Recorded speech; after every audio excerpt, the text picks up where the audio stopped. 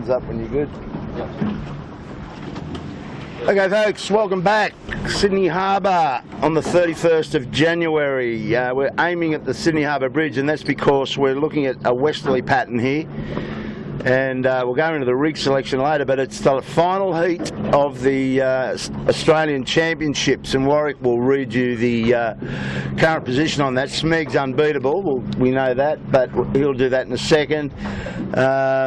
Today is the second last. Today and next Sunday's race will be the last races before the JJ commences on the 12th of February. The Kiwi boats are on their way. The English boats have arrived. I eyeballed them on Friday. They're out at the shipping yard, so it's all starting to set up. And these guys have got a lot on their hands today. The consensus in the park, Roger Badham came into play and made a phone call to Sean Langman, Warwick, and he told them all this was going to fade out to a big sail 5-knot to 8-knot breeze. Bucko's here. He'll give us his take on the weather all around Australia and the rest of the world shortly. But Warwick, give us the heads up on the and welcome, mate. And give us the heads up on the point score. So as you said, Smeg's leading. With drops, they're on 4 points, so you know they're unbeatable. Even if they come last today, they can't lose. Yeah. Thurlow and Appliances is only 1 point between them, 10 and 11 points. And Thurlow has been pretty consistent, so they got 3/4 and a second. So, you know, for them, they'll have to podium, obviously, to drop a 4th to improve their score. Where Appliances, well, no, actually, with their drop is a 7th. If they, let's say, win today, they could leapfrog Thurlow.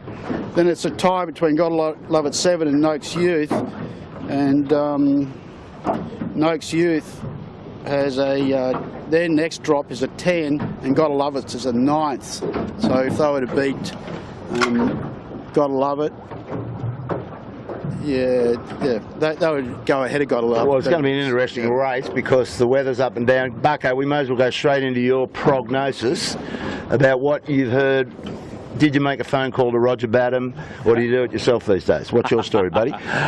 I should have rung Roger, shouldn't I? No, he's the original and best, clearly.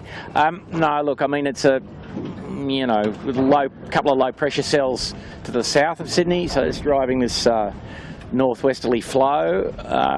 Wind speed we would estimate will vary between 6 and 16, which is pretty awkward for these boats, and big rig's probably going to be the right rig, but that said, it's only the top boats that can handle that sort of spread of wind speed with equanimity.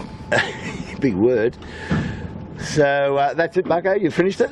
I think so. And the highest gust we're going to see out here today is what? 16. 16. I think we'll do better than that. Maybe a tiny bit more, but not really. While you're on air, give us your podium. You've thought about that, haven't you? Well, looking around, I would suspect that Appliances Online should be able to win this race, and I would think Thurlow Fisher would be able to be on the podium, and perhaps for lack of capsizing and a careful rig selection, small rig on the Lumix might be there.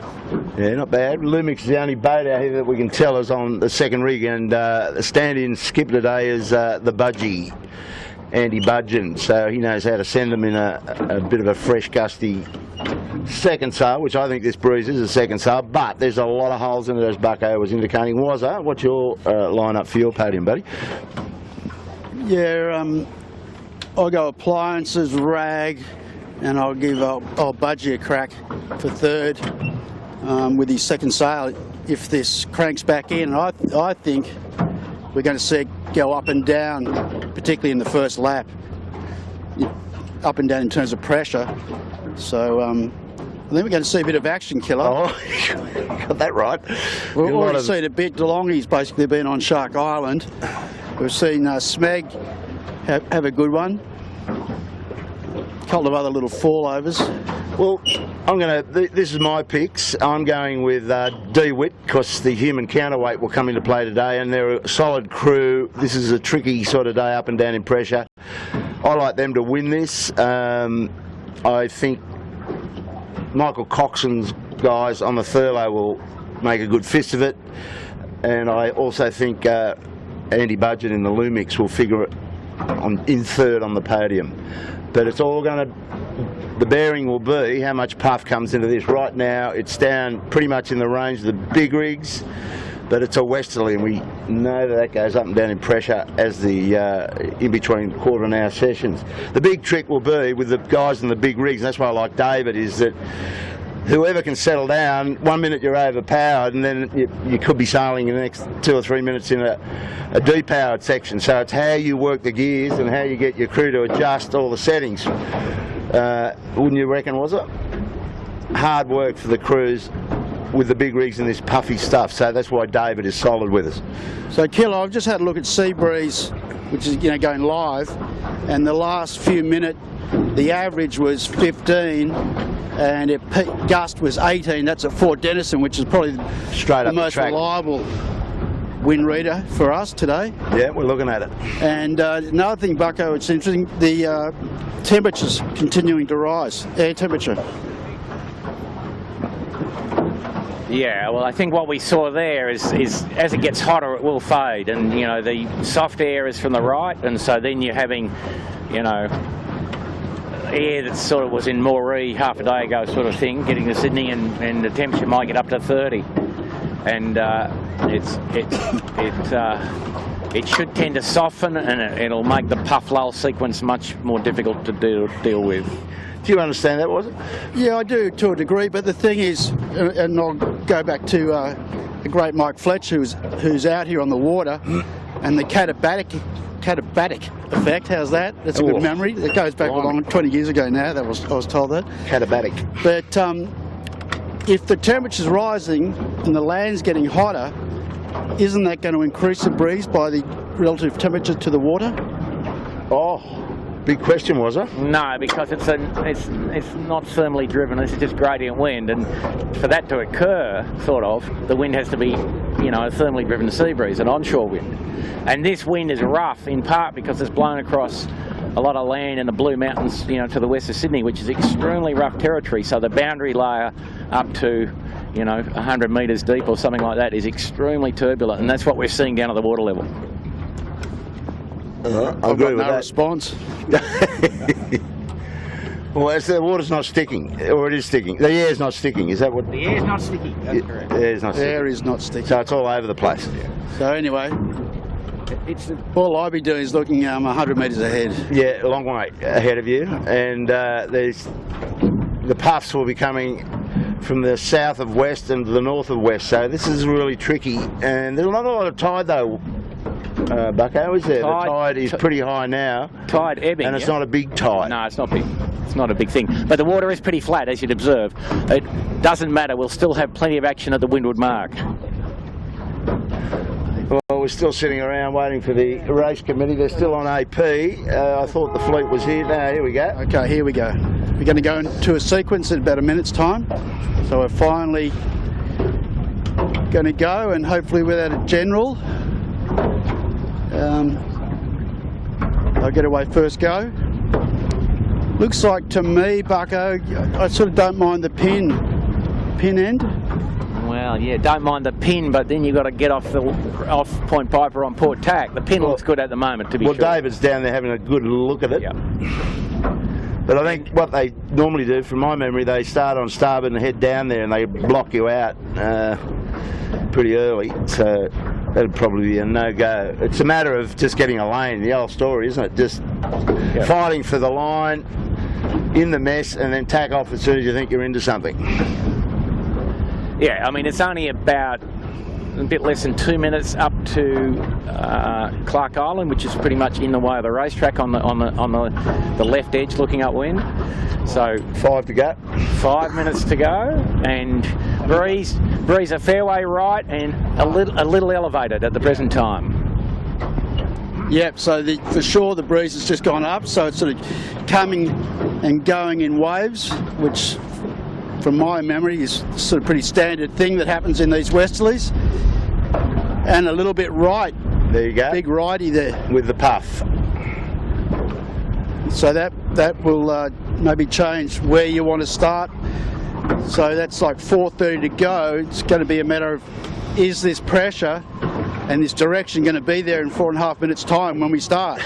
And if we talk about this going in waves, there's a big chance that it won't. So let's see how this pans out. Well, this will be ruffling up their mindsets on their approach to the line, just that gust that's come through there. Tell all the folks back in New Zealand we've got a countryman of yours, Richard Gladwell's on the back, hugging the back deck, so with Michael Chitterton today, so it's a bit of a camera shoot-off the back deck of the Camera Cat, so I'm pretty sure you get some great shots from these guys today after we've wrapped it up. So what have we got, boys? It's coming up to 3 minutes.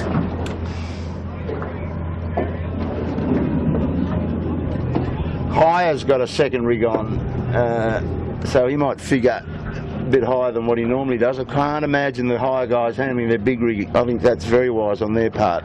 Well, the thing is for me, Kilo, with the pressure it's up and down, and they're certainly on the top end of the big rig, and Noakes Youth, just I was going to say that Noakes Youth has had a swim. Keep it simple. Keep it simple in the sequence and not do what they've just done. But they've got 3 minutes, bit over 3 minutes to gun, so without a shoot up they should get that up pretty quickly. Cameron McDonald subbing for Reese. Mara Reese will be with them up until doing the JJs, but couldn't make it this Sunday. Warwick, I'm just noticing, I'm just keeping my eye on appliances online. For the last 10 or 15 minutes, those guys haven't been wearing themselves out at all. They've just been feathering the boat along, sitting in the boat and not doing anything too crazy. They're saving their energy. And David's got a dodgy right foot, he said. Tommy Anderson dropped the plate on him last week when they came ashore. So he's got a like sore a dinner foot. plate? Well, no, the dagger board, actually. Oh, that okay. plate, yeah. I was going to say that'd be heavy dinner plate. No, they weren't in a gone soft. But no, you're right, Kilo. Like, he is in keep it simple, conservative mode, coming up for 2 minutes, and he's setting himself up for the boat. So just simple approach here. Noakes Youth, to let you know, is back up. So just keep it clean, because there will be people on the centreboard for sure today. Just completely in front of the boat. It's not on shot, but Keegan York's back in his boat today and he's having a nice little swim. He won't make the start.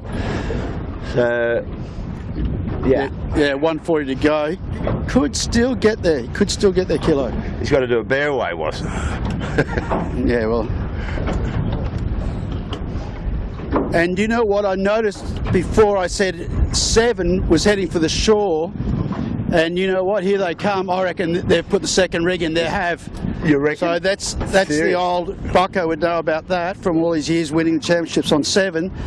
Being organised in your rigging and your procedures to be able to make that late call and still make the start. Well, that's a beauty. And you know what? I just have to wonder here, and I don't know if it's the right thing with 1 minute to go. And all right, I'm going to be a little bit critical or put the question mark out there.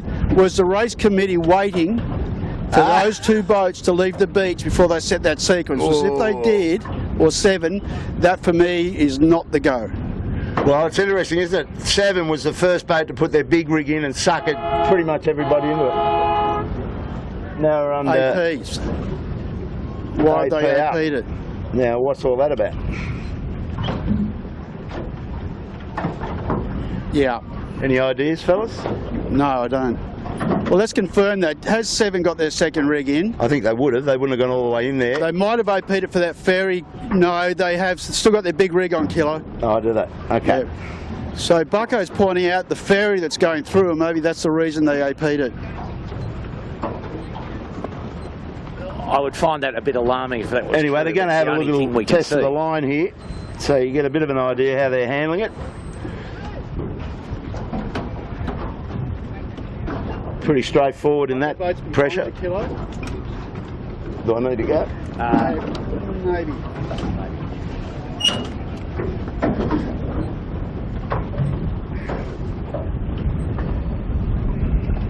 I mean, that's just frustrating for the crews. I think that was pretty unnecessary, in fact, but easy for us to criticise, I guess. But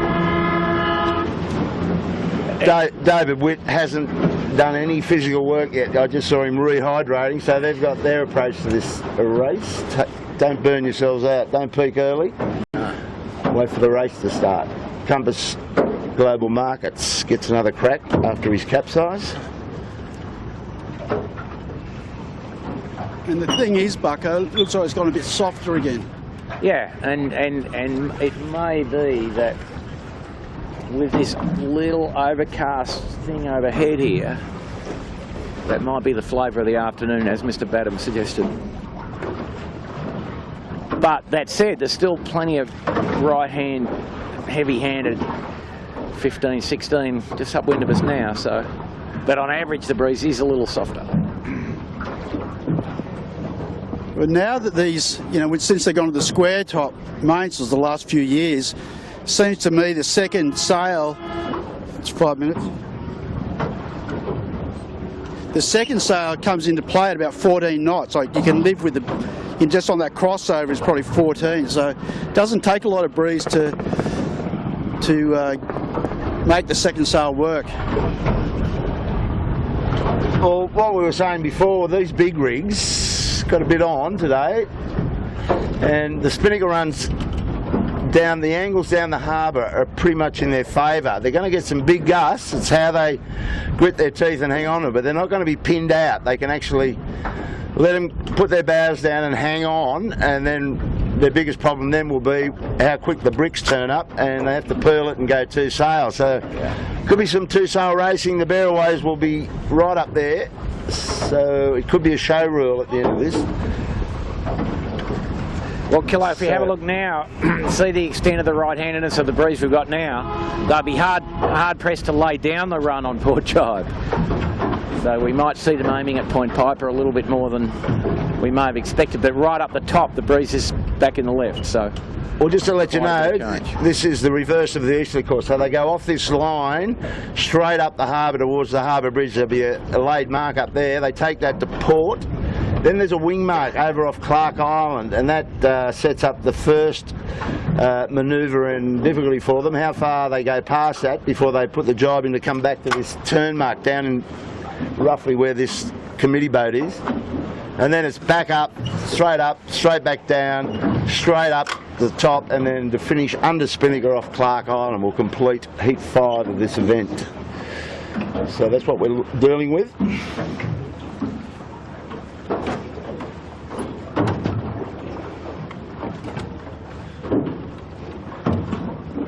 Did anybody have Gotta Love It in their picks? I don't think we did we? No, none of us did. The reality is, though, like this is all a bit of fun, but it's so even this year that any of those top boats could win the race. Well, I don't think Gotta Love It's won one of these heats in this championship. I think you're right. So, yeah, their best place was last week, which was a second. okay. So they've had a 9.952. So in previous years, if you've been watching our coverage out here, it was usually the Big Red 7 and the Dream Team, but unfortunately for Sebi this year, he's had to contend with, he lost Sammy Newton, he's gone to Oracle, far away, and Scotty Babbage has gone to Japan with the other America's Cup squad. So he's got young Herman winning on the sheet, and Nick Catley, big strong bloke, ex-Kiwi, Father Graham Catley, is the And to be team. fair to them, though, to those two new guys, Kilo, they haven't really spent any time on the water.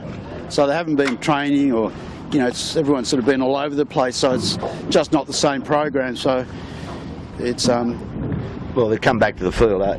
Yeah. Bit more puff. New pressure just before the start with the 1:30 to go.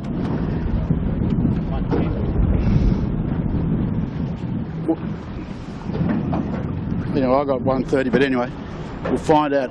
We'll reset when the 1 minute goes.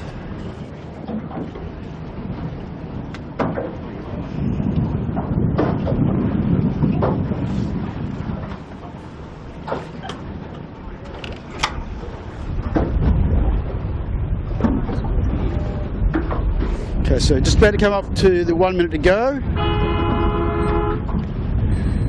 Smeg likes the pin, was it? Yeah, Smeg down the pin end. Rags is setting himself up down towards the pin. Blake's sort of shooting back towards the Thurlow Lumix.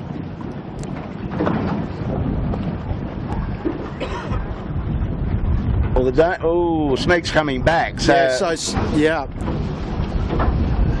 So two tacking there. Well, he can't to try and own the pin. He can't lay the pin. This is his biggest problem, isn't it? Yeah. Noakes Youth's in a pretty good spot there if they get their timing right.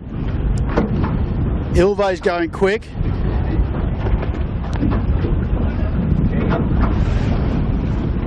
Coco's been sent back.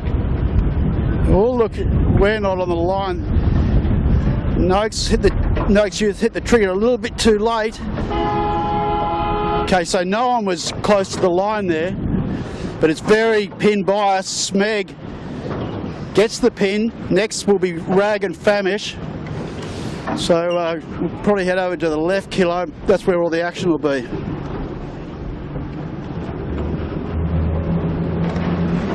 Thurlow had to tack. They were getting gassed.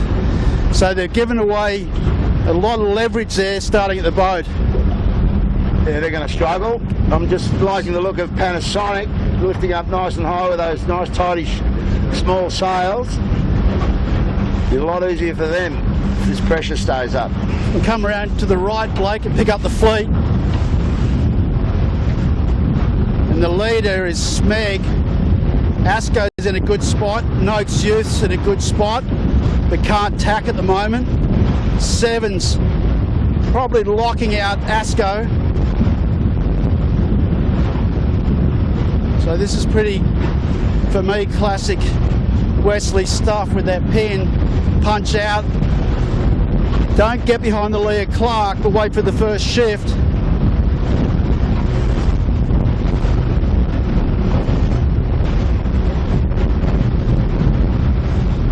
I think Smeg's going to get smashed by the starboard tackers, Warwick. He's going to have to do a pretty slippery tack to get across them.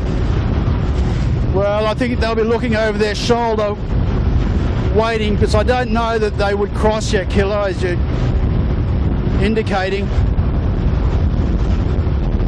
So maybe they'll just be watching and seeing when the other blokes flop over and just go with them. But at the moment, Asco's looking quite quick. A lot of flutter in the leach of that mainsail bucko on Asco.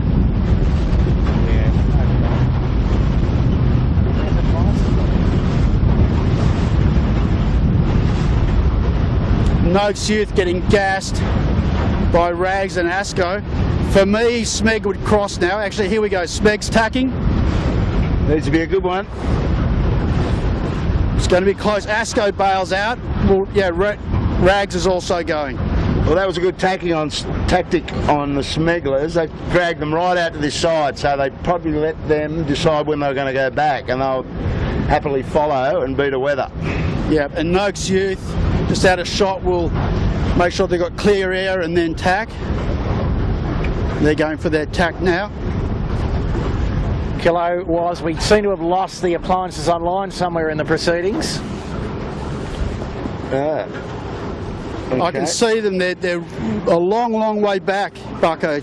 So they've had some incident prior to the start by my guess. So this will be interesting. You've got DeLonghi, Peroni punch hard out to the right. And now we've got the left-hand fleet also heading back to the right.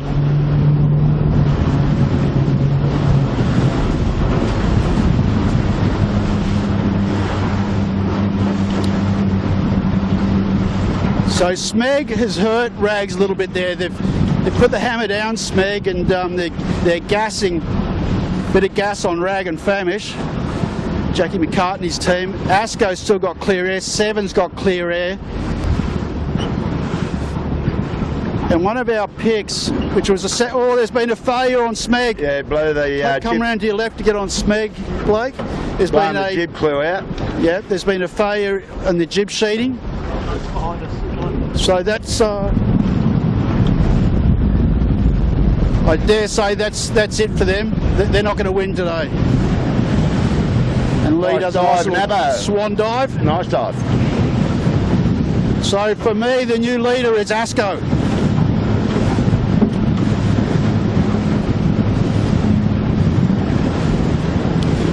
And one of our other picks, Panasonic, is looking very snug with that second rig on. Andy Budgeon's subbing for the day.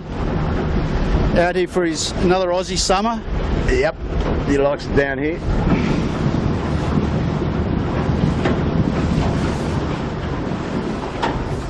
So Rag's rather pleased that the Smegler's bailed out there because he's got a nice fat lane and he's let it romp.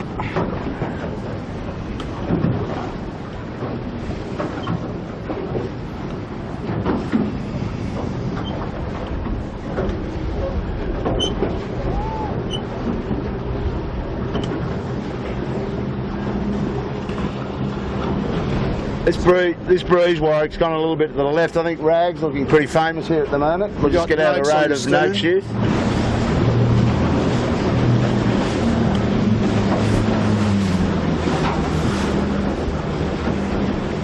So the top three would be Asco 7 and Cooper's Rag and Famish.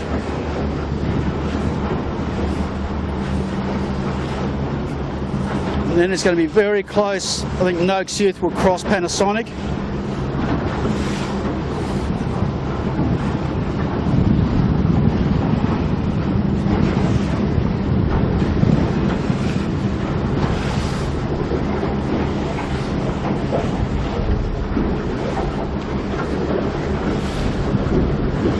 And a bit of filthy air just coming on our port bow, and the camera cut really puffy.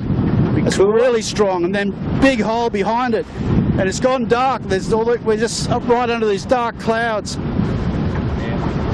and there's definitely something happening under these clouds here that's very funky. Well, the air's colder was, isn't it? And as Bucko just pointed out, a bit of a left-hand shift in this as well.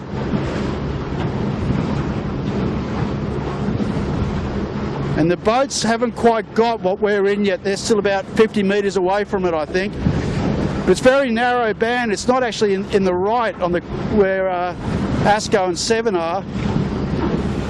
Well, they're punching along in still steady pressure and direction over there. Yeah, 7 now tacks kilo. As does Asco.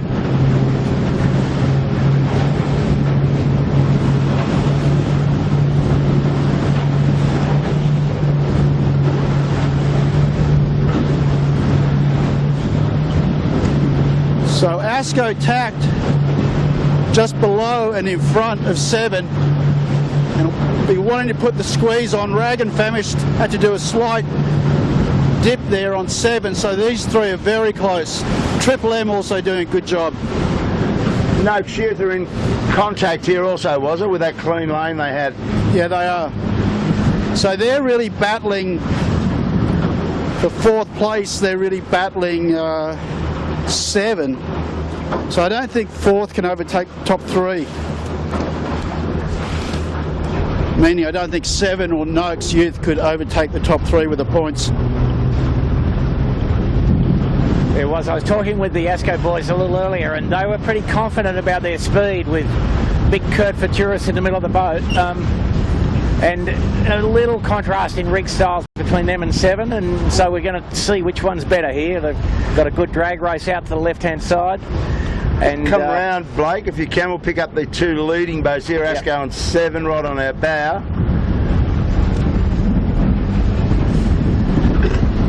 Pretty similar looking rigs and not much difference in speed in all reality.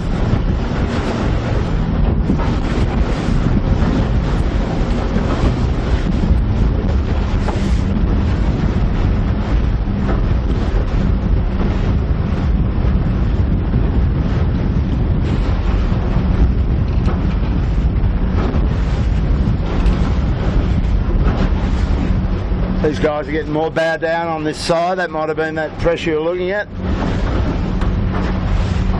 Notice the ease on the mains isn't all that dramatic at this point in this pressure, so they're being able to cope with them.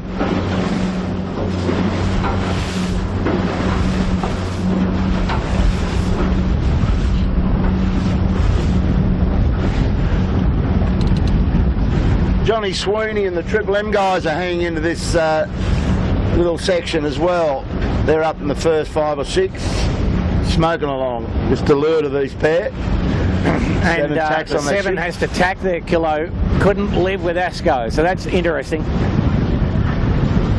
Asco now thinking about it and going back. We see that the guys that went to the right off the start line have been posted. So that includes Thurlow, well back, a long way back, probably a minute 20 or a minute behind the leaders. And but it's a long way to the finish line, and we wouldn't alter our podium at the moment, would we, Woz? Yeah, probably not. I mean, I just thought it's gone a little bit down range again, and Panasonic was just struggling a little bit, but see, Panasonic and Noakes Youth were together. Noakes Youth just went a little bit further into the bay and just got absolutely hammered. So just not hooking up the dots 100%.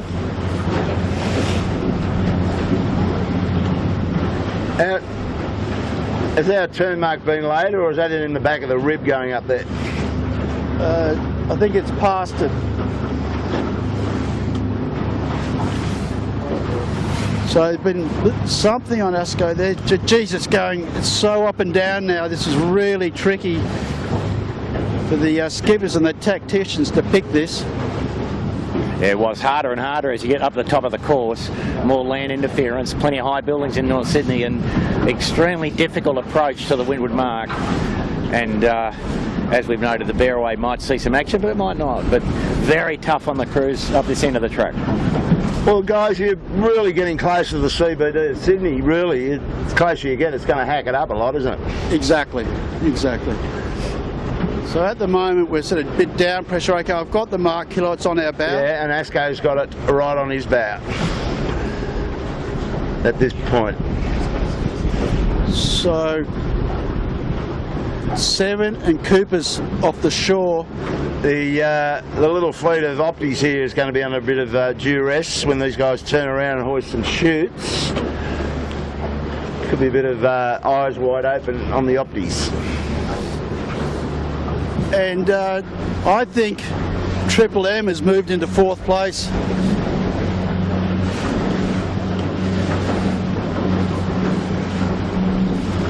So very light at this end. So the leaders at least will come around without a lot of pressure in terms of pressure on themselves, crew work wise, and for the Bearaway.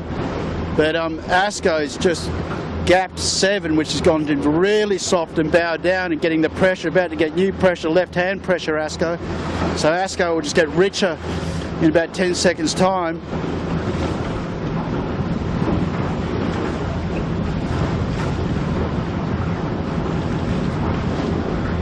And Noakes Youth has got ahead of Panasonic Lumix.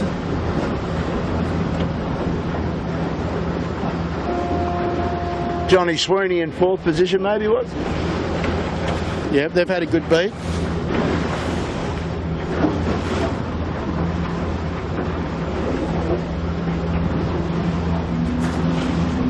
Okay, not long to go. So that's you can see the mark.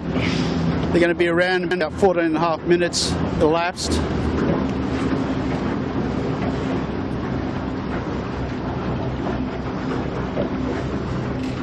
Go, you good thing, Okay, Asco. He can get a shoot on here and disappear in a hurry. Well, he's about to come into some pressure kilos, so if he can just get round the mark, and get the shoot on and get that pressure, he will extend even further. Oh, look at this. Yandu has moved into 2nd. Wow. So the guys on the right got pasted. Hang on, Asco struggling to get away. Okay, now they... Asco's struggling to get away. Well, the pressure's on. Pressure's up. Yeah, but still, okay. Well, they did it. That surprised me. Took a little bit longer than I thought, but now they're going for their shoot. Okay, next round, Yandu made big moves in the last third of this beat. Fantastic stuff. Yeah, Jimmy Beck. See, this could... Now, the only thing is, Kilo, that's going to save Asco a little bit here is that they're going to Clark Islands. That's right. So I'm just wondering whether that was a purposely delayed set, but it didn't look like it, did it? No. just settling down, a bit of a puff on. But this is the trouble, they'll struggle to lay Clark Island here, so you can expect to see these shoots cart them away. And things have really shaken up the last part of this beat, because Ilve has moved up into 5th. Seven and Rags are still battling, but Asco's just streaked away. Then it'll be Ilve, Peroni, if they can lay, Triple M, Thurlow, Fisher, Noakes Youth. So that's that pack. Well, the big rigs have paid for this leg of the course, Warwick. Yeah, they have. The second rig of Panasonic is struggling in the light. Well, also too, after this leg, or the next lap, it's a proper windward leeward, so that's where it's going to help the big rigs even further. Yeah. Ollie Hardis, good job. Yeah, good job, Ollie. Geez, he's well bowed down. Well, that's the thing. He's not going to lay. They won't look at this, no. I don't think. I'm not just watching Asco. We'll go up to him. He's getting carted. All these boats are going to get carted. Get up and get on the back of Rag and Famish.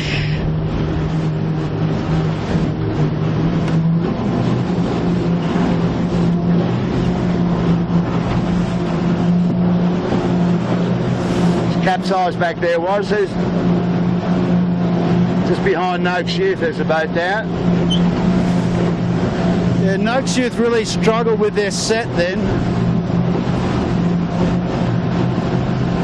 Good drag race between Peroni, Triple M, Ilve to leeward. They're in more pressure than the boats just ahead of them. Rag's done a good job here working some height in this light stuff. That'll help him. And they've got a big come round to the right, come round to the front blade. This is problems time. Straight down the gun barrel at a holy dooly. What are you going to do here, fellas? For the Ilonka. Yeah, I was talking over the top of you for a minute there. I just couldn't hear you, Kilo. Sorry about that. It's okay, we'll get our new radio comm shortly, hopefully by next week. That looked a bit dodgy for a second. Going to get bounce off the Ilonka's chop here. Hang on, Blake.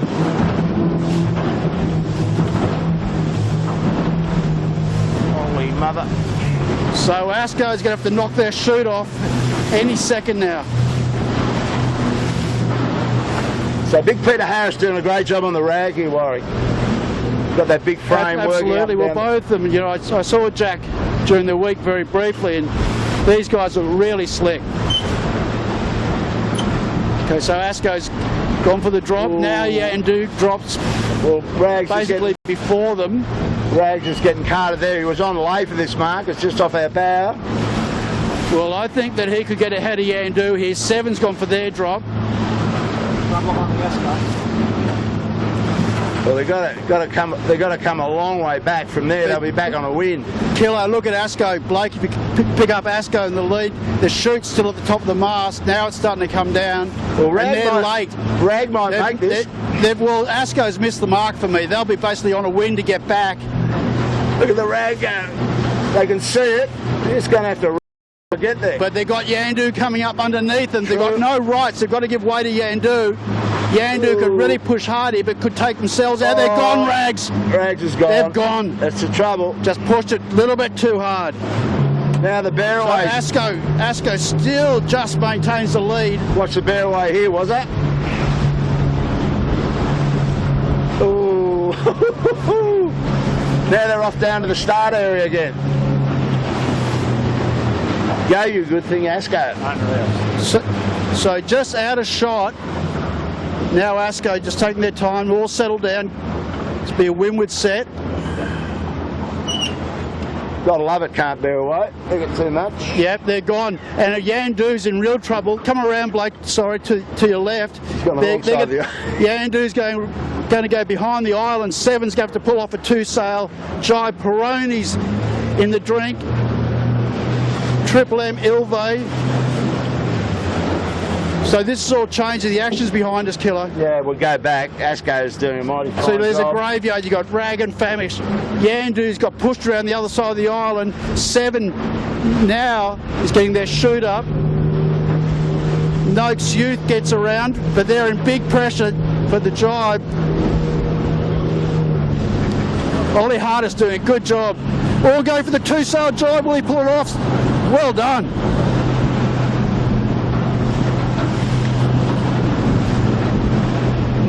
Michael Coxon's chipping away at this. Big puff coming through. Okay, so David Witt's around. So he's caught up some ground. Yeah, it was. I mean, David Witt's made up. He was 3 minutes behind the leader at the top mark from being absolutely last on the water, and he's now in striking distance of the top 6. Yeah, and Yandu come around, bloke pick up Yandu. They've had to go around the back of the island, set their chute and come back out. And just as he says that, Appliances, David Witt's in the drink. Looks like they've had a collision With Noakes? with Compass. Compass, is it? So those two have gone down. So just trying to keep it clean. Jesus.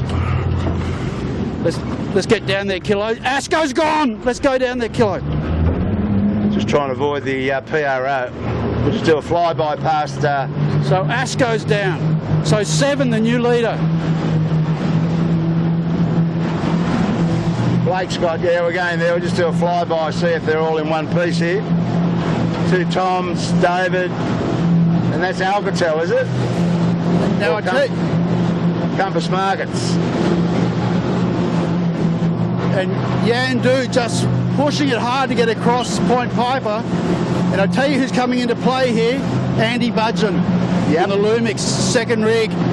Been plenty of carnage. John Winning's just scraping past the bricks over there on Point Piper was. Fully loaded. Look, Ilve, come round to the left, Blake. Pick up the pack here. Ilve nearly went. So Noakes Youth crosses behind Triple M. They're going to have to do a jibe. These are all port roundings. So all these leaders are going to have to jibe again, Kilo. Yeah, my word.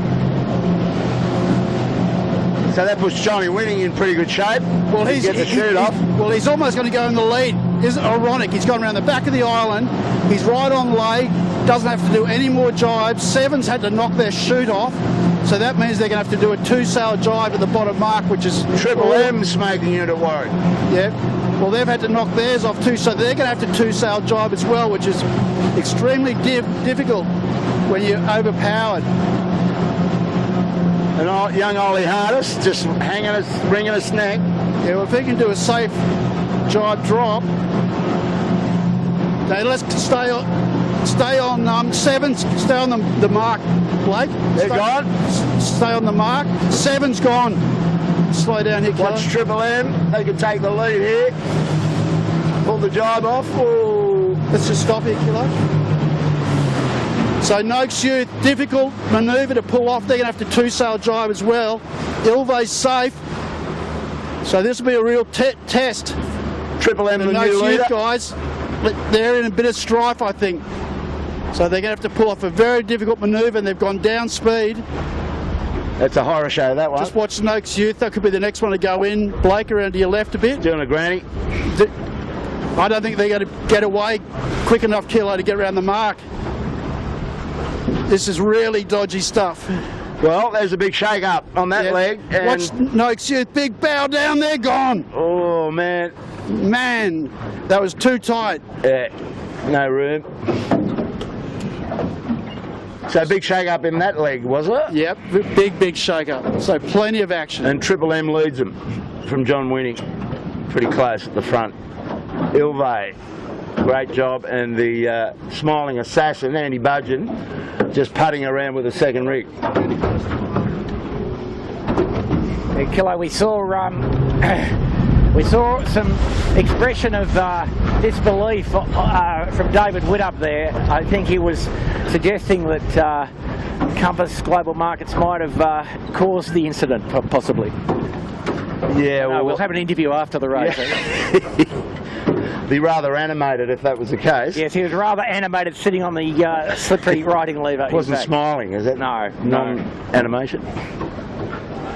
Okay, well that's pretty much what we expected. When the puff came down the track, that was what was going to happen. The Clark Island turn mark was going to be a little bit difficult to negotiate. Johnny Winning had a really unique approach to it, go right around the island. And it didn't hurt him one bit because he's vying for the lead right now. Rag back on its feet. Where did Michael Coxon end up out of all of that? He might have gone in the tide as well. No sign? Is that a capsize? Yeah. Asco hasn't gone round the bottom mark, has he? No. Some other problems also on the Thurlow Fisher. They're now pretty much last on the water. They're upright, but they're last.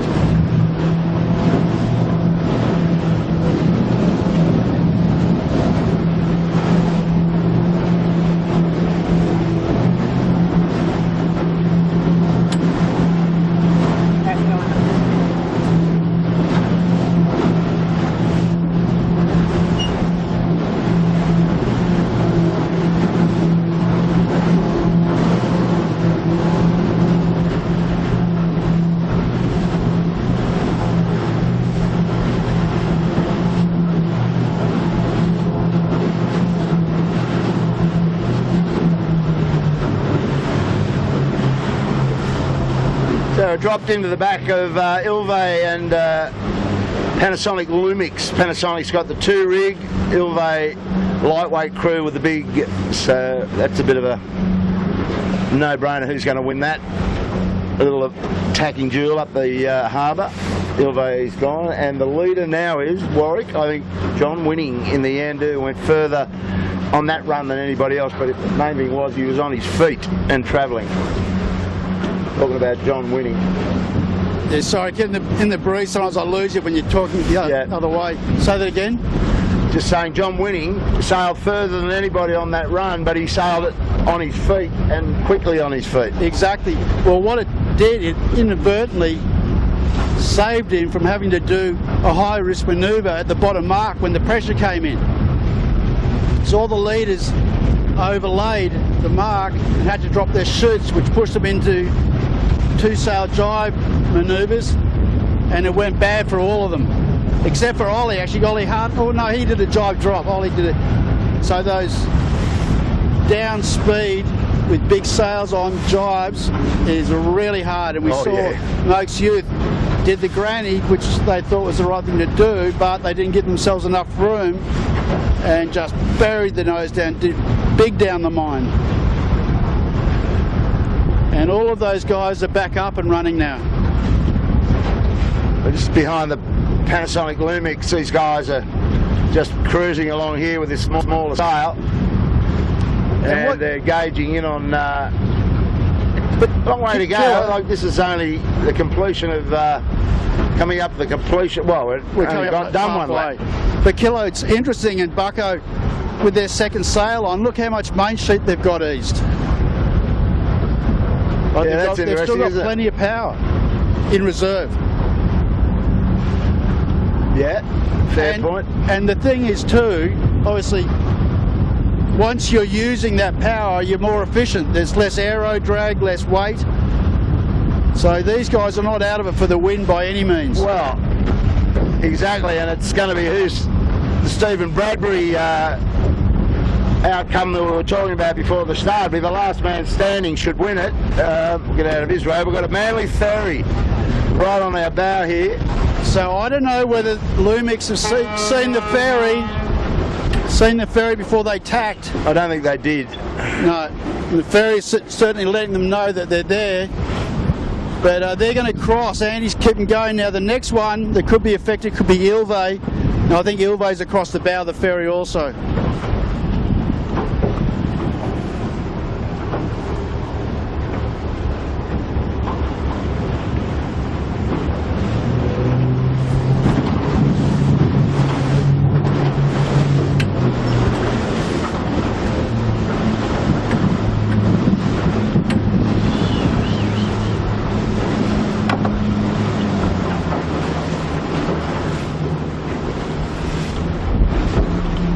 Just on the bow here, Blake, looking straight up the harbour towards the bridge, we've got Yandu, John Winning, Noddy Hay and Jimmy Beck.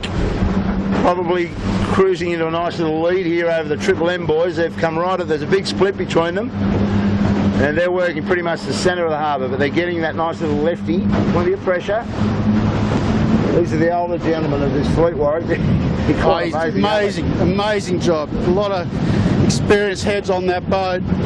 And for me, these guys have extended their lead. Just looking at the master in action.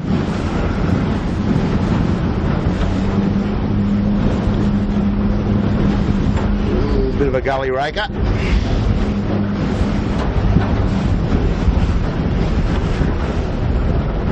I'd stay on him for a little while, Kilo just behind him, and just watch his steering technique. He's fully over it, this guy. Well, they're getting a major lefty here. They've left Triple M drop off. Yeah, they've extended.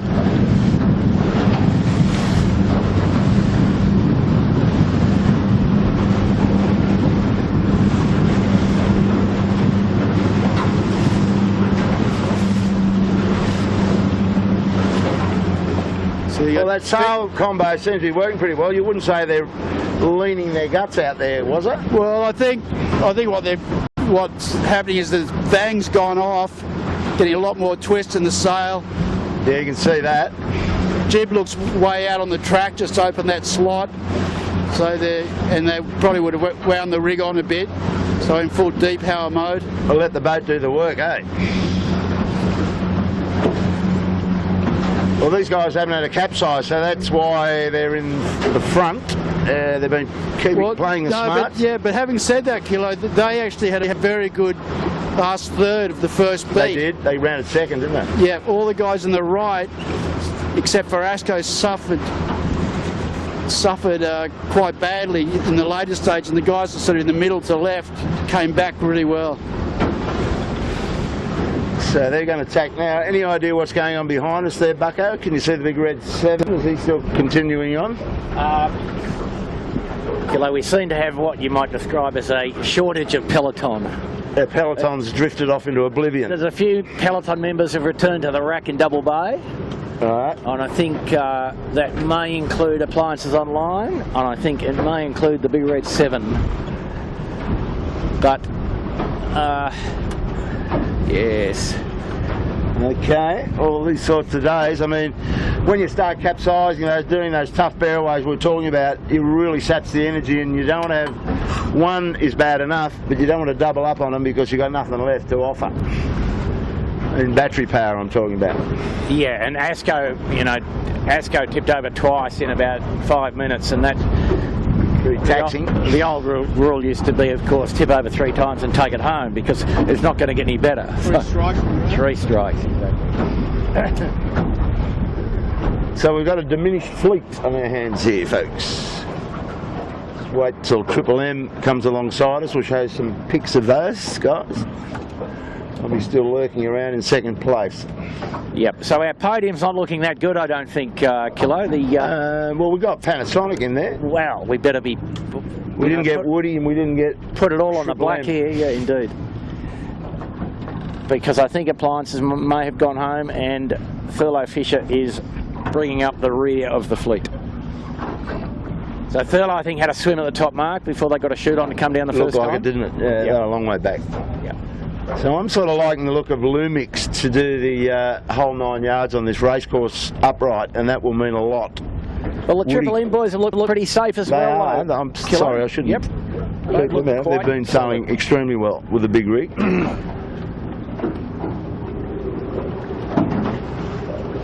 And, we saw there Woody had his rig nicely adapted. Noddy and Jimmy working on that. They were nicely adapted for the up and down. And despite being probably above top range there, they have lost nothing at all to the Lumix. In fact, they've stretched out in the last 5 minutes or so, 4 minutes or so.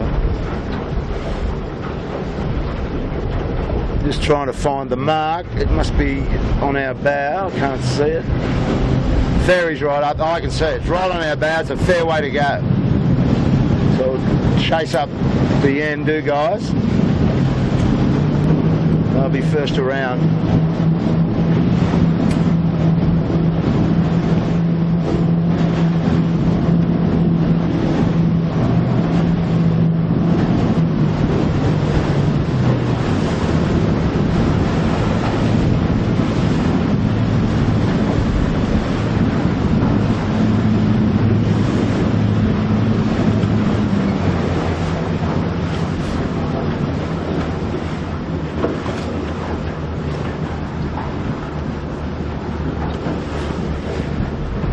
A nice little lift off this corner at Robertson's Point. Just thinking, Warwick, the older gentleman here, we don't get a lot of these westerlies in the season, but these three guys have probably sailed more westerlies than the whole fleet combined when you think about it. They've certainly, with their experience, would have done a lot of times over the many years. And there's a bit of skill in it. Well, yeah, there is, and they're certainly hooking up the dots really well. It's funny, I was just watching John Winning tack then, and he only can ever turn one way, so one tack he faces forward, going through the tack, and the other way he faces backwards. And I said, how do you do it? He said, I've just learned to look at the angle of the back of the boat. And he said, I can't change that, I've been doing it for so long. So that's clockwise or anti-clockwise, or changes? He goes anti-clockwise. So he's an anti-clockwise clock. He's an anti-clockwise clock, because when he went from port to starboard tack then, he was facing out the back of the boat.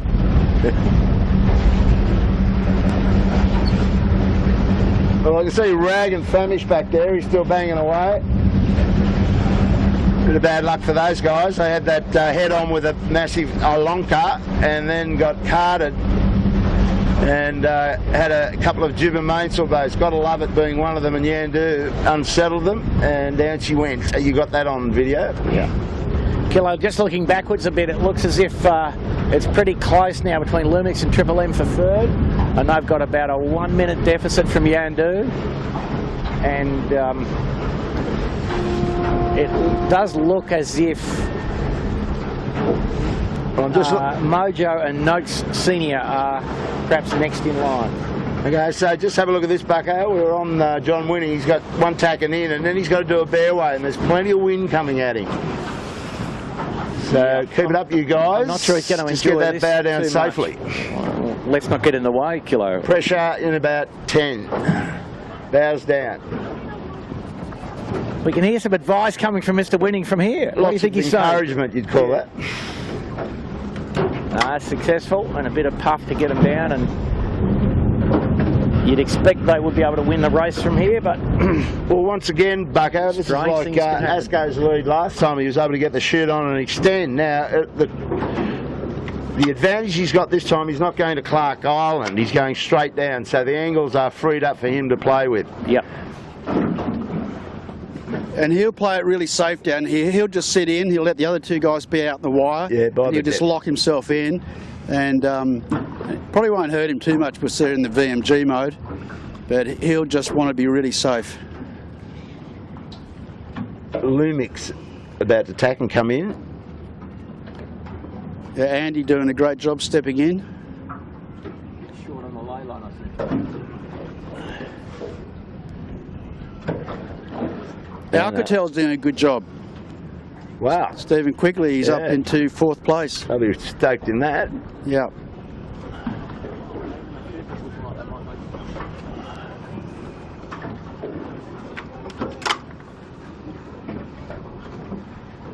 A few little Opti sailors here just about to light their eyes up this action. A little bit of a problem on Lumix with their set. Forward hand's still in there. Maybe it's a halyard. Maybe their halyard was slipping and he's had to tie it off. Triple M next boat around. Lake's on it. Big sail. I think Mojo will be next around actually. They're coming in. It's been a bit of a left-hand shift and they're a little overlaid, coming in quite quick. So it's going to be close between them and Alcatel. Opti sailors are pretty unfazed by all of that. Or except this bloke. He's having a good look. Fantastic picture. So Mojo, good job again, James Ward. They had the second rig in and took it out and put the big rig in, so followed the park in that sense, but they're doing just fine. Currently in third or fourth. They're being very, very consistent. They're getting more and more consistent, I should say. So Alcatel will be looking to try and keep this together, which could be, will be, I think, maybe their best result.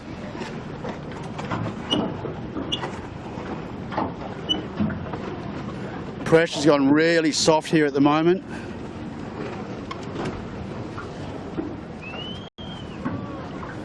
So next around will be Cooper's, Kitchen Maker, Ilve, all very close. The Noak Sailing just behind them. We've got to get out of here. Sorry.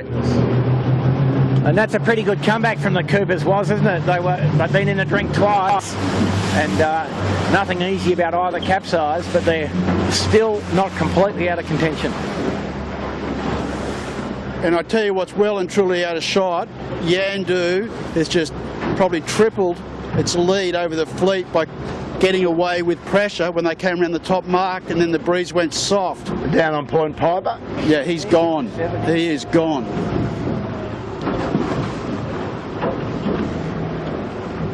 So Bucko just pointing out the 7 is still going and in last place. Ilve in the tide behind us, was it? Ilve's gone. Okay.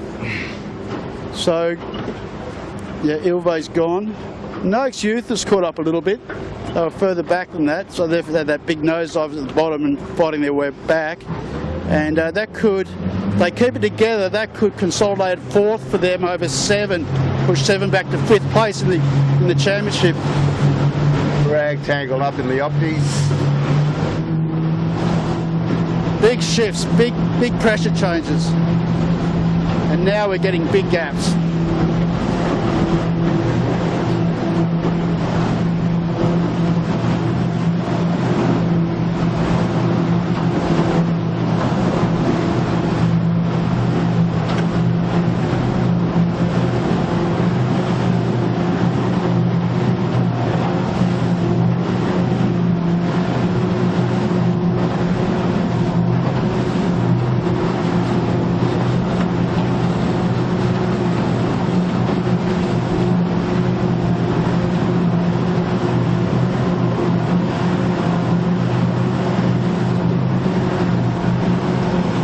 Come around to your left, Blake, you'll pick up Alcatel and Mojo having a good battle.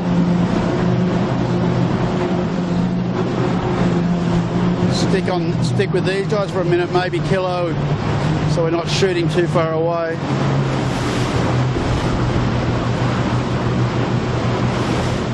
So Stephen quickly having a look over his shoulder every once in a while to try and pick the next pressure band. They're discussing it. They'll be looking to, when is the best time to jibe and go back. Interesting, Steve's sitting in, Mojo guys are all three out in the wire. Well, so slightly different modes. You'd want to be planning your approach to that bottom mark, so you come in on this angle, but you can jibe and do a lured drop and take that mark without having to bear away, or just do it in nice easy steps, wouldn't you think? You mean not have to two-sail jibe? Yeah. Just try and put your approach together like that. Mojo. It's too far away for that Kilo to plan that now. The breeze is too up and down.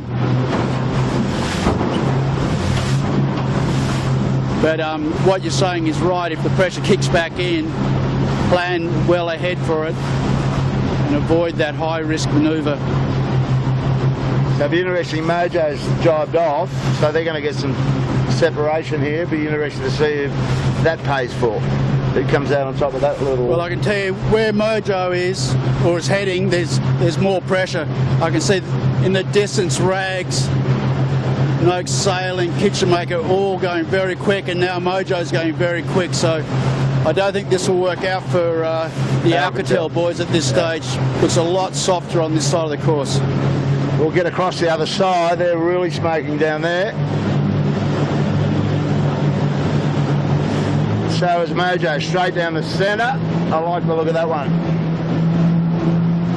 And just to let you know, Yandu's around the bottom mark for the final time. Wow. So they have to go to the top again. Right up the top and then back to Clark. Yeah, finish downwind. Downwind finish, Off Clark Island, about where we are now.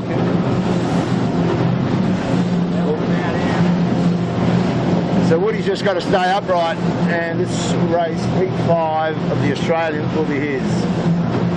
Keep it upright, boys.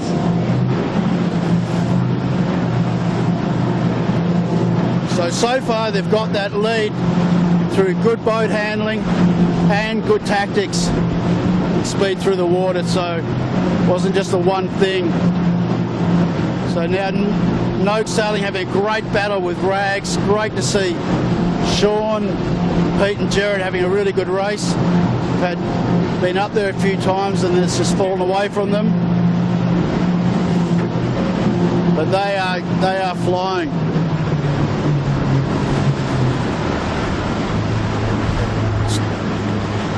So they've really come into mojo, haven't they? Going down that side on the way back. Mojo about to set up for theirs. Yeah, we're having a good look here. Like if you come around to your left a little, you'll see the Coopers absolutely hammer down. Absolutely full pen tense type stuff.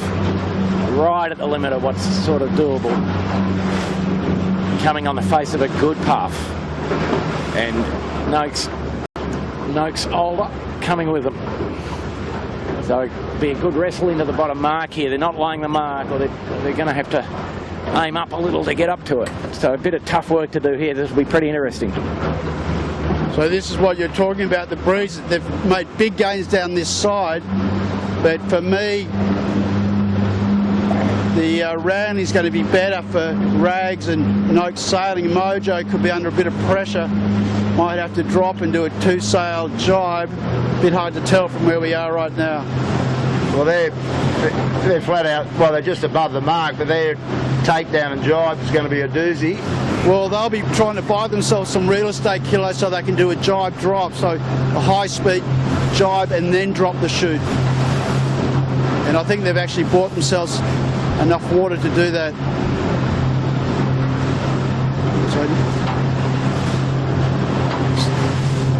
Rag, full jibe of the spinnaker. Yeah. Oh, Rags, bad. Bad one on Rags. They've saved it. Okay, Noakes is going for the drop early. Nice and conservative. Good work. So all three of them have pulled off their jibe. Mojo's going past the mark a little bit. So they're around there safe. Then Rags. So Alcatel lost two places then, yes. So Pete Langman scrambling at the front, doing a good job. You can see those boys are fully pumped up.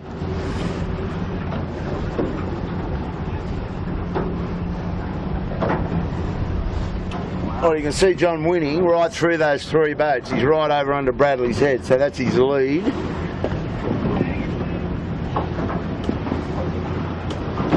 Alcatel next to come round here. Oh no, the crew wasn't ready, the jib's pinned on, they're gone. They're gone. Main's in the water. It's bad luck for them. Okay, Kitchenmaker's gone past Mark. Noakes is knocking off. They need to get that done. They've got to get inside, the thread the needle between the mark and Alcatel, but not go into that no-go zone. No, he's doing it. Done the dial up. They're good. Little problem with the chute on Noakes. How you'd stuck. Nixon's having to sort that out. But they're around safely. So Noakes goes ahead of Alcatel and the Kitchenmaker, so they make up 2 more spots. Then the next victim is their boss.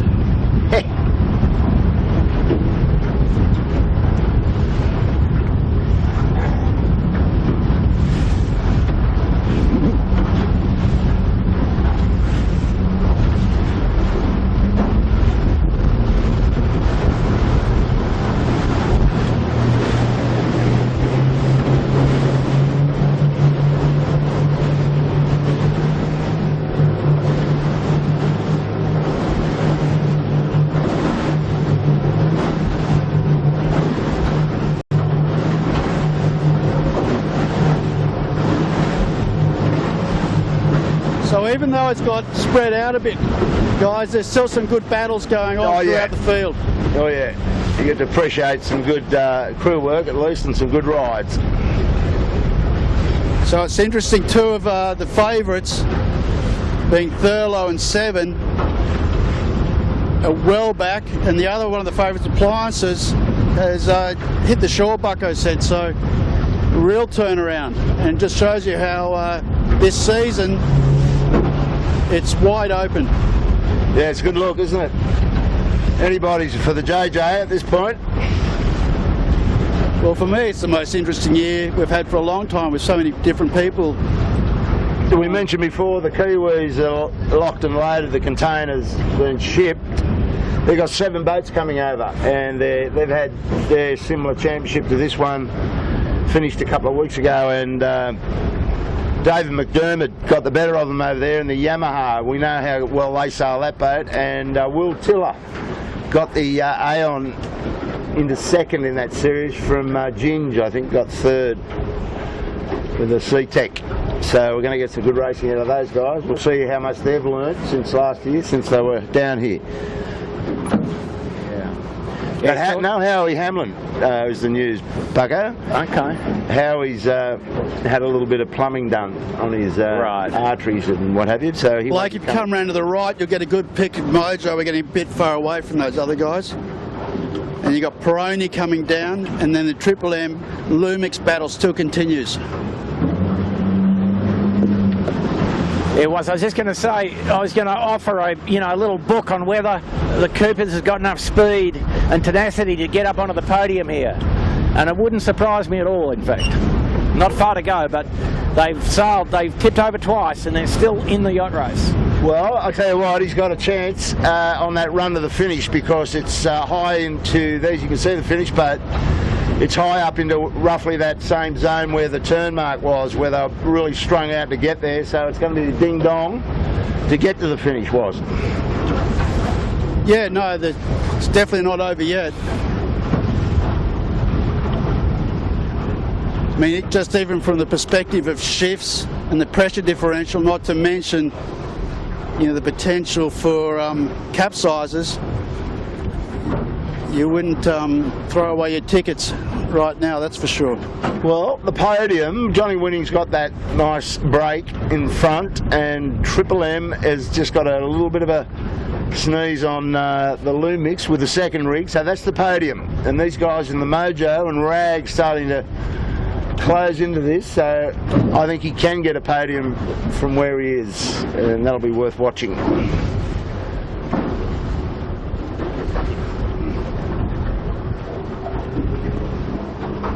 Yeah, Kilo Breeze just a little lighter on average in the last since this cloud bank came over.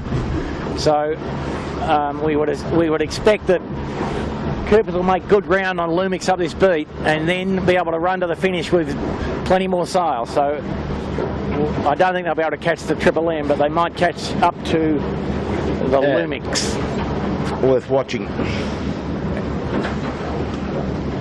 Big Red 7 doing a flyby. Well out the back door after their big capsize. Yeah, so the sort of unlikely spectacle in the sense of 3 of the favourites at the back of the fleet being 7, Asco, Smeg Thurlow Fisher, breakdown on Smeg, and Appliances online, and Smeg both gone home, I think.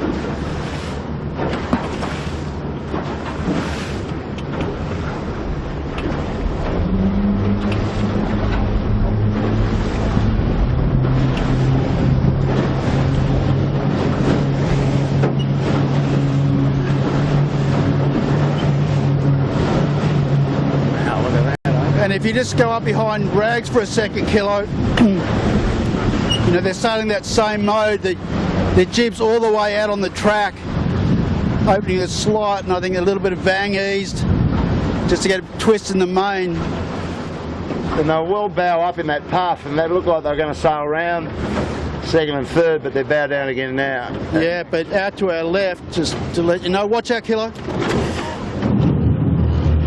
Thank you. Nice brakes. Took my off in rear thrust. Mojo has done really well in the left, which is out of picture. So they got that big header at the end, the rags, and be interesting to see what's going on there, but certainly a good battle there.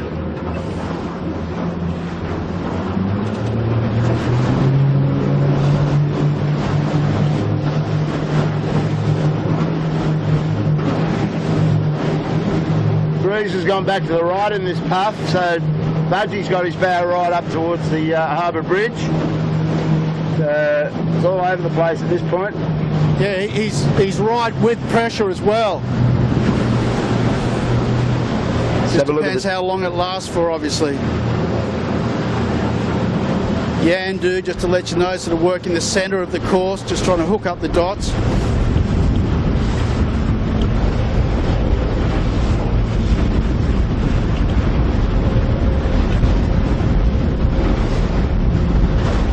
So tricky to work this out, which side to be on, and the shifts just don't stay for too long, and either side can be favoured.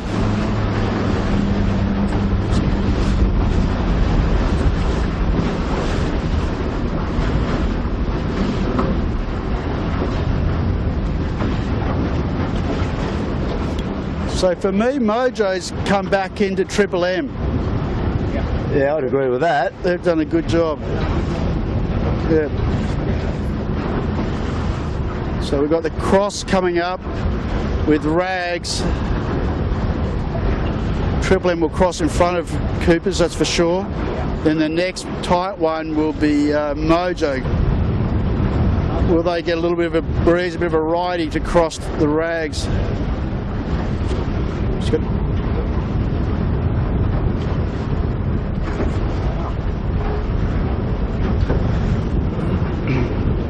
Okay, so Mojo's got rights, yeah, little duck from rags, so Mojo moves ahead there. Triple M tax. No, Skiff got the better of his boss. He's just crossed in front of.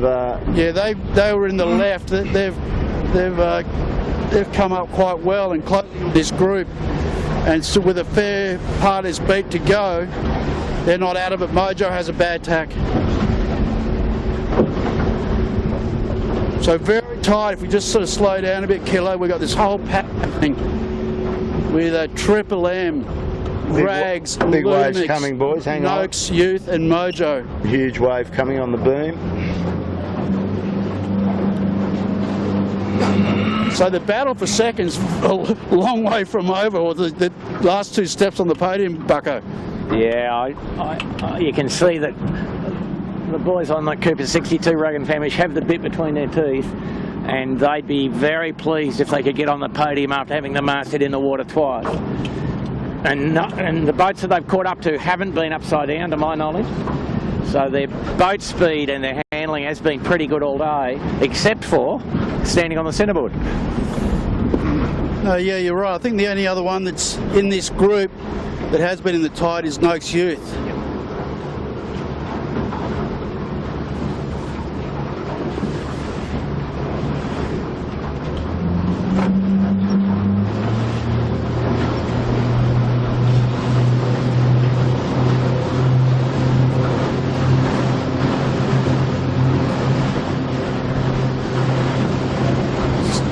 So you got to imagine that Lumix is going to start to struggle now. It's just gone a bit soft, and for me it doesn't look like it's going to really come back again.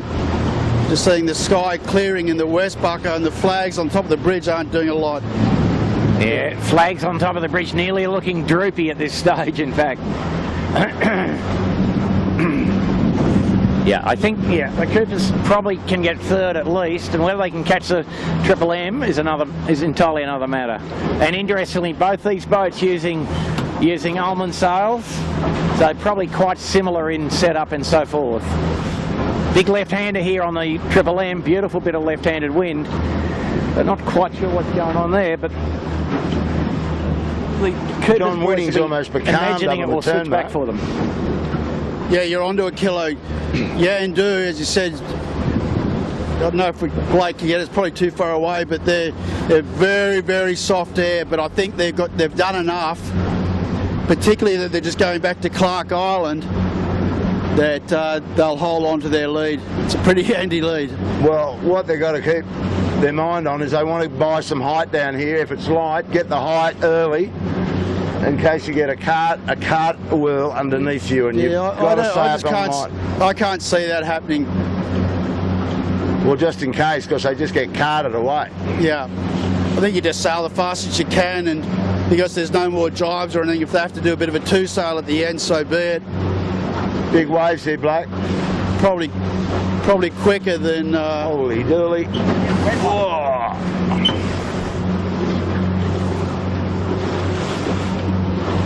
So you just come around to your right, Blake, or left, whatever, about 180, you'll pick up our leader, Yandu.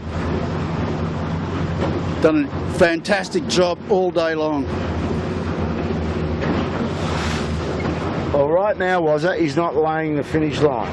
Yeah, well, that won't be a big deal, kiddo. They'll be able to knock it off, just two sail up there. Yeah, a little bit of... It's great to see that these guys, we predict, to win the last heat of the Australian titles before they go to the JJs. So it just shows you the amount of depth and what experience and talented sailors, how long they can go for. So I tell you what's interesting, look at this bucko, Noakes Youth right up on the shore here, and it's all over the place, this breeze. Probably new breeze more on the left where Cooper's is, and they've done quite a good job of staying in the wind here, because that's now what it's become, a game of find the wind, and that's how much it's lightened, as we sort of discussed earlier. Up the top here it's probably 8 knots, roughly where we are, right up near the windward mark, and I think you'll see Cooper's in second at the windward mark. This is what Roger Badham was forecasting, Bucko. Numero uno weather forecaster. Yeah, I don't know whether Coopers will do that, actually. I think that's a big call. Yeah, no, fair way back. But it's certainly not over. I mean, you've got Triple M a little bit bow down trying to get back, but the next one's Mojo. Wow. So Johnny Mojo's Winning, done a good job. Johnny Winning's aiming for Shark At the previous cross, Cooper's crossed Mojo pretty easily. But it's not over yet, let me tell you. Cooper's looks overstood into the mark now. Blake, if you want to go around to your right a little, just get the Coopers on shot here. They're in the yacht race, that's for sure. And John Winning's heading for Shark Island is what I was talking about. He's way off that ley line, but as you were saying, it's pretty standard procedure.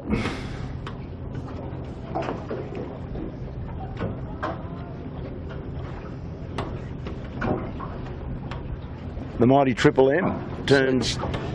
So they're round in second, so it's a great battle for second and third.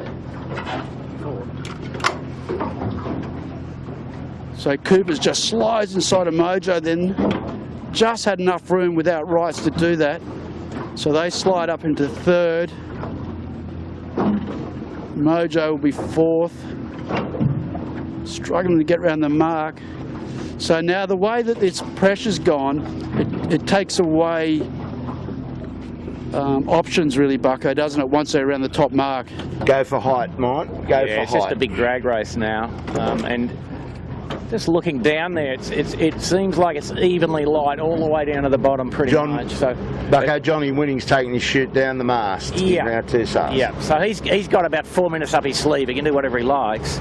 But we see now the 5th, 6th and 7th boats virtually becalmed up near the top mark. And the guys here tight reaching 3 strings just straight to the finish near Clark Island, and we see now the Triple M's got some and well off course. As you said, we've got the Kilo, the Rag and Famish taking the high road and into a good header with pressure.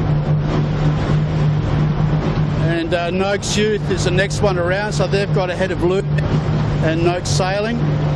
So they move into 5th. So I think that might, if they can finish there, there'd be enough to secure them 4th place and beat 7 for the Australian Championship. So that's a good result for those boys for their first year together.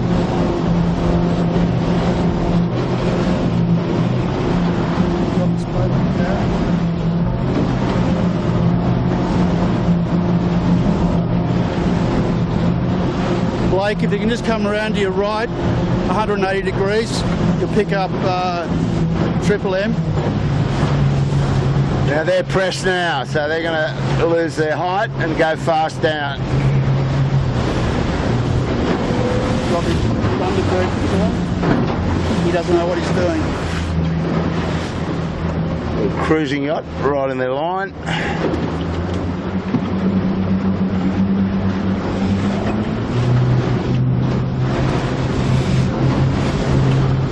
Yeah, so Triple M's actually gained a bit of time over Rags.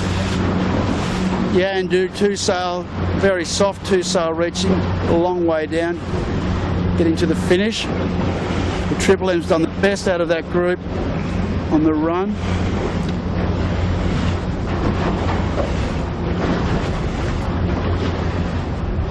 Oh, a bit of a deviation.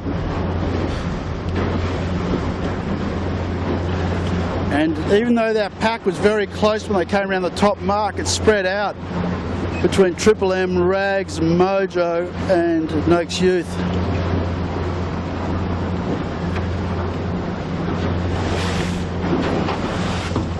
So John Winning's guys on the Yandu should be looking at crossing that line about now. I think. Can you see them, Warwick? Yeah, I can. The ferries there. So. Yeah. Shoot back up. Yeah.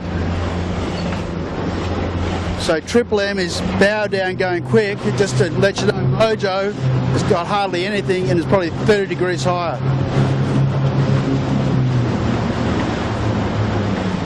Rob Bell ringing the neck of that big Dr. Dan chute. Monty getting his big riding moment out to do the counterweight business.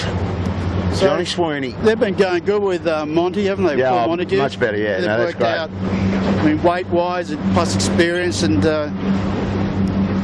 seems like to be a happy ship, and a happy ship's... Yeah, it's a good ship. Yeah, it's a good ship.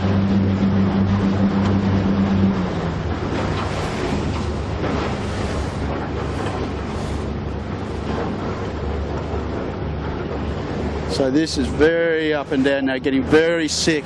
Triple M So guys that- are quite light now. So that forecast from Roger, was it Roger Badham or Clouds? It was Clouds, wasn't it? Clouds. Yeah, Clouds. Is that the same fella? Same one. Same one, Same sorry, bloke, yeah. same person, good. Good on you, was. Yeah. We don't ring him, but- Bobby. You can tell we don't ring him. Yeah. So it was correct, but just late. It's all happened probably an hour later than he predicted.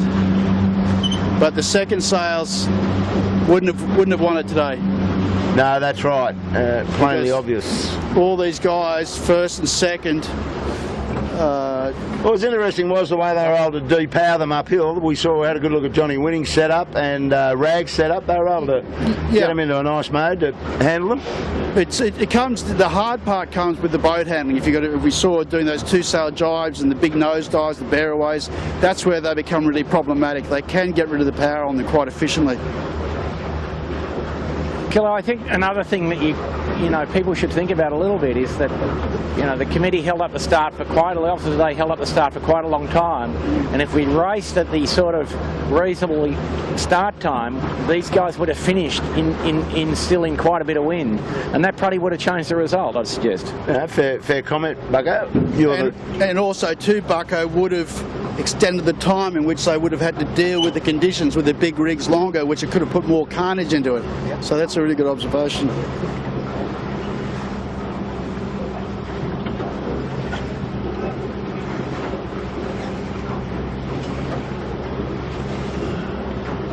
I might do some calcs, boys. Get my pen out. Well, Triple M, this is their best placing, so that they'll be discarding something out of that. Might wriggle them up a bit. Got to do a jibe here to get back across the line. Yeah, sizing that up. So here's a little story of volatility for the day.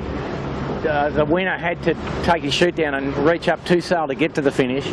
And the second and third boats, the second boat Triple M here in our camera, and the third boat Rag and Famish Cooper 62, also having to VMG run and jibe to the finish in the last fading westerly wind. In fact, two jibes to the finish for the Triple M. And look at that. Two jibes for Cooper 62.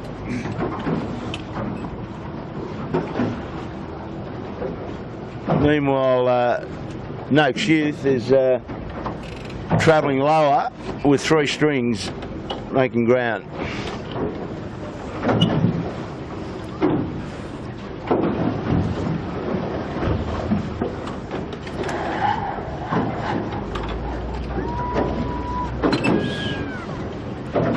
Sorry, Blake. A bit soupy here. Rock and roll.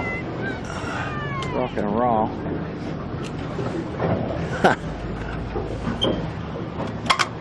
Triple M drifting across the line after all that.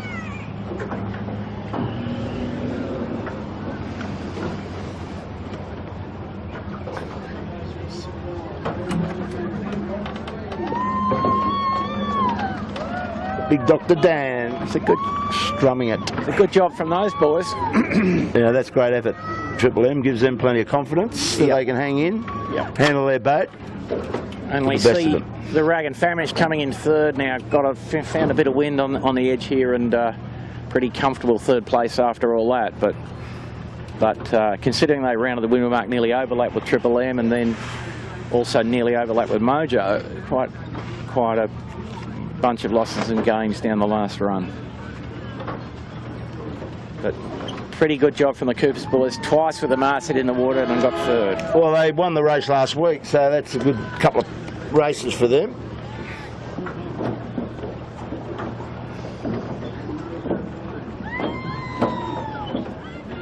James Ward and his guys on the rise. They've had a podium already, just off the podium today. Good job, fellas. So this is what I've got from a points perspective. We've got Smeg, who couldn't lose. Then I think if they finish where they are, we've got Thurlow will be second. And I think Noakes Youth will get the podium, will be third in the championship.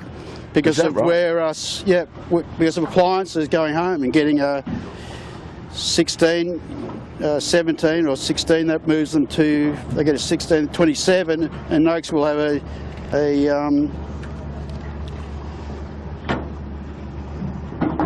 Noakes will have a 20. So I think that puts them up the podium. Unofficial, or is that official from? No, that's very unofficial. Coming off the laptop? Yeah, well, I'm doing it with a piece of paper and a bit of pen and Camera cat and style. my best observations. But we'll see. So what else we got here, guys? A fairway back. That might do us. A bit of rain coming.